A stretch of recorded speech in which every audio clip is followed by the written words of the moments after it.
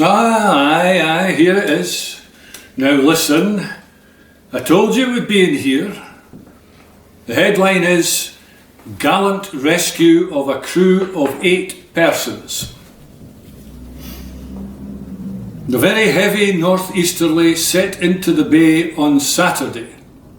Aye, it was a good blow, right enough. And it had been building all week. I think Saturday was the worst. About noon, a vessel was descried well up the bay, and it was evident from her course that a mistake had been made. A strict outlook was kept, and at length the signal guns gave the warning for the rocket brigade and the lifeboat crew. That's right enough. Well, the rocket went first to the west sands. And then when it became clear that the boat was coming eastwards, the rocket had to turn round and go all the way back to the east sands and the harbour. And the lifeboat, which had they made it all the way to the west sands, well, it was at the harbour already ready to go.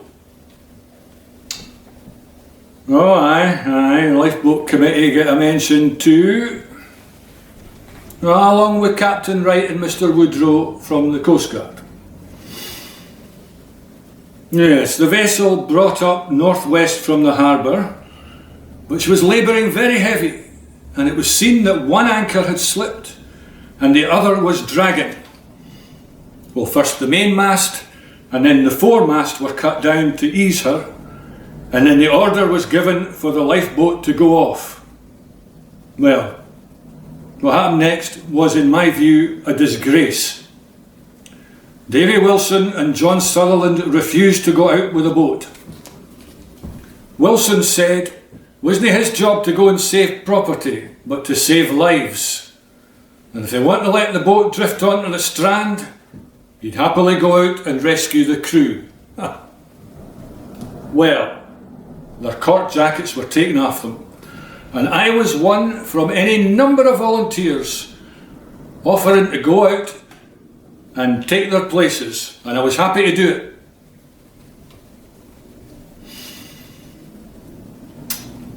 The boat was launched amidst hearty cheers. Now, the crew consisted of Tam Melville, the coxswain, his 3 sons, Tam, Davy and William. William Cross, he's the second coxswain.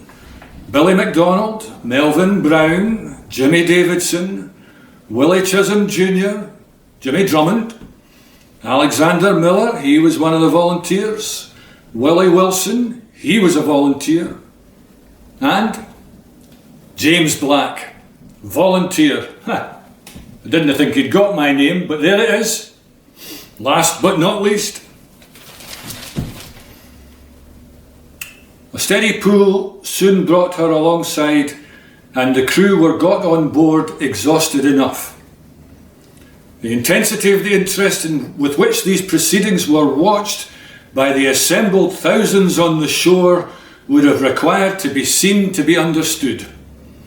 And the ringing cheers that greeted their entrance to the harbour were loud and long. I've never seen anything like it. I've never seen so many people from the town gathered together in one place, save perhaps for a funeral or some such. Well, they were all there. My brothers, my friends, and we're all cheering and waving, and somebody even called out my name. I felt like a conquering hero.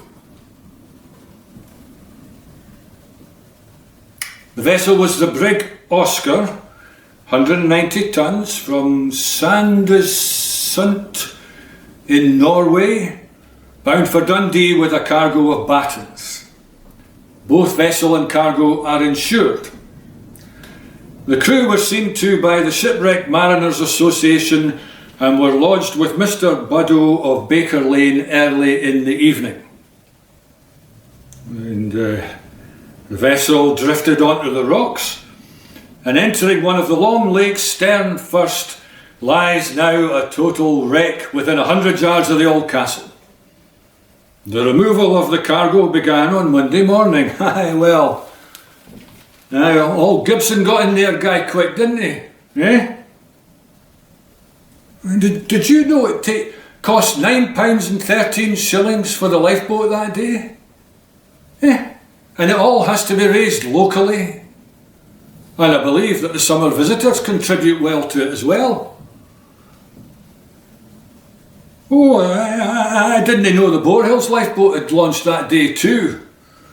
Well, they're to be congratulated. Even though they weren't required. That's a hard sail on a heavy sea, which is more than can be said for Wilson and Sutherland. They wouldn't go out with a boat. Yeah, but it says here, we shouldn't spend much time on them. They are poor souls.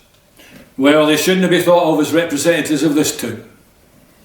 This was us at our finest. The whole town helped bring about that rescue, and for that, we can thank the Lord.